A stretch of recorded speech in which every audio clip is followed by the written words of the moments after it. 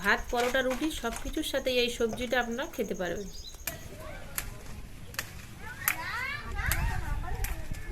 বর্ষার সময় তো ছাগলগুলো আর ছাড়া যায় না, বেঁধে রাখতে হয়, ওদের খাবার খুব কষ্ট হয়, তাই পাতা ভেঙে ছাগলের খেতে দেবো।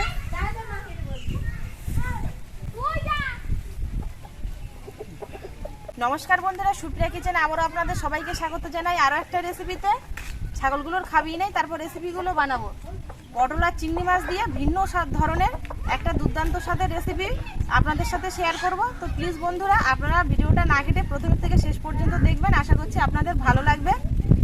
একদম নতুন ধরনের একটা রেসিপি। আপনারা তো পটলের বিভিন্ন রকম রেসিপি দেখেছেন, কিন্তু এই রেসিপিটা সম্পূর্ণই আলাদা, আপনাদের সকলেরই খুবই ভালো লাগবে। এদের আগে খাইয়ে নেই, তারপরে যাব রান্নাঘরে রান্না করতে।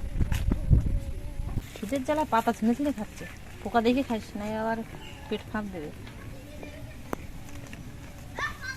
পোকা নেই।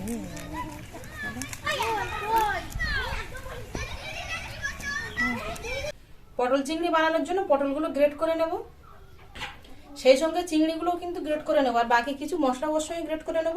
তো আপনারা পুরো ভিডিওটা দেখতে থাকুন। এখানে একটা হাত গ্রেটার নিয়েছি, পটলগুলো কিন্তু খোসা ছাড়াইনি, ওপর থেকে শুধু এরকম আঁচড়ে নিয়েছি।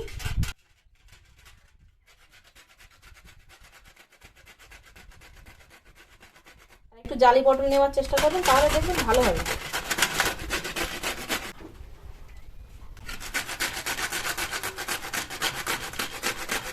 পটলগুলো গ্রেট করে নিয়েছি, এর সঙ্গে একবারে চিংড়ি মাছ নিয়েছি, এগুলো গ্রেট করে নেব।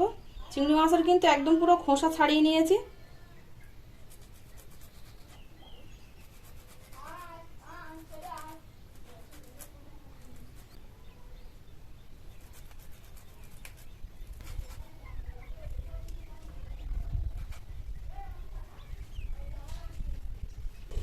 চিংড়িটা গ্রেট করে নিয়েছি। এবার এই সাইডে আমি এক টুকরো পেঁয়াজ নিয়েছি, কাঁচা লঙ্কা আর 3 কোয়া রসুন আর আদা নিয়েছি, এর থেকে অল্প একটু নেব। এইগুলো এর মধ্যে গ্রেট করে দেব, বেশি আদা দেব না, এতটাই দিয়েছি। পেঁয়াজটা গ্রেট করে দেব, রসুন,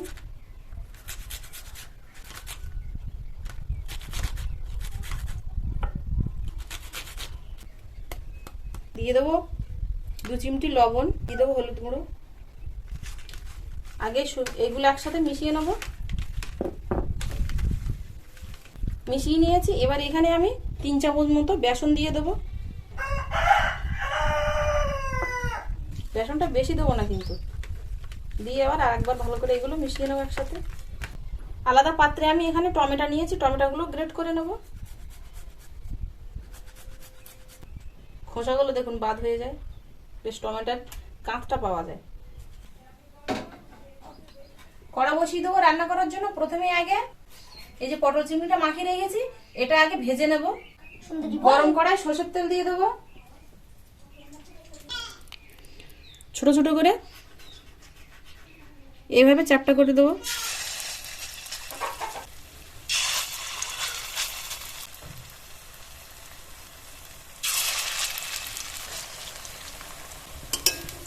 একটা পিঠ হয়ে গেছে, আর একটা পিঠ একটু উল্টে দেবো।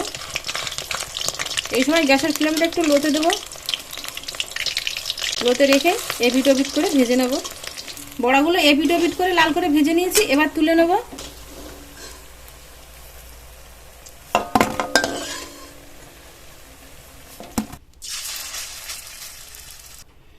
সবগুলো ভেজে নিয়েছি। অনেকটা তেল আছে, এতটা তেলে রান্না করবো না, এর থেকে কিছুটা তেল তুলে নেব।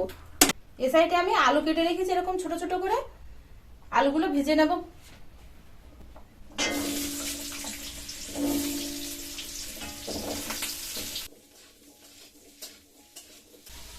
লবণ, হলুদ গুঁড়ো দিয়ে দেবো। আলুটা এরকম লাল করে ভেজে নিয়েছি, এবার তুলে নেব। রান্নার জন্য অল্প সরষের তেল দিয়ে দেবো।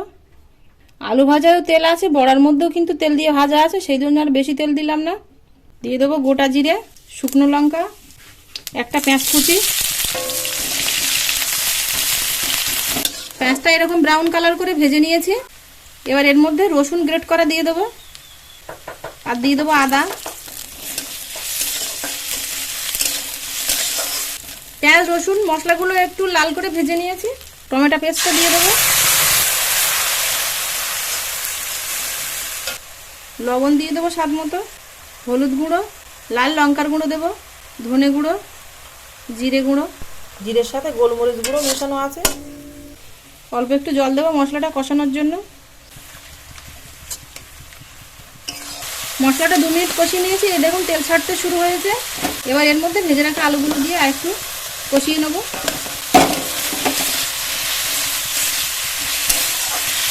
আরও 2 মিনিট কষিয়ে নেব। মশলার মধ্যে দিয়ে 2 মিনিট কষিয়ে নিয়েছি। অবস্থাটা দেখুন, ও রান্না করবে, এত ওর ঠিক করে দাঁড়াতেই পারছে না, ও রান্না করবে। জল দিয়ে দেবো,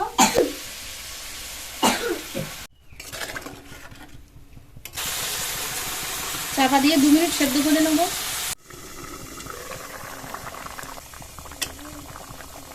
2 মিনিট হয়ে গেছে, আলুগুলো সেদ্ধ হয়ে গেছে। ভেজে রাখা বড়াগুলো দিয়ে দেবো।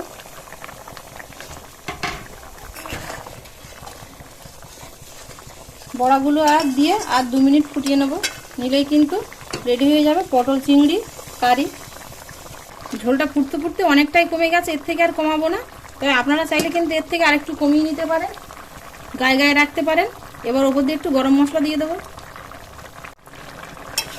গরম মশলা দিয়ে 1 মিনিট ফুটিয়ে নিয়েছি, এরকম একটু হালকা ঝোল রেখেছি। এবার নামিয়ে নেব।